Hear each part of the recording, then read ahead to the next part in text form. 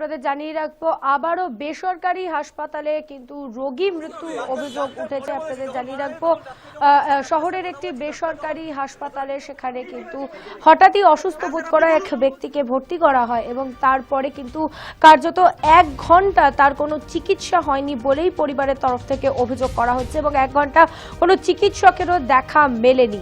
মৃত ওই ব্যক্তির নাম আপনাদের জানিয়ে রাখবো অলোক কুমার দাস এবং কসবায় তার বাড়ি।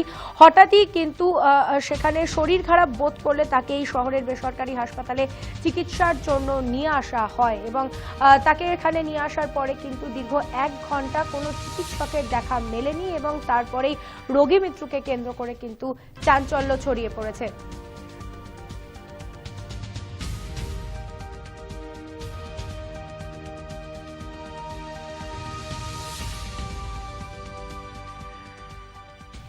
এবং পরিবারের তরফ থেকে ঠিক কি অভিযোগ করা হয়েছে শুনবো।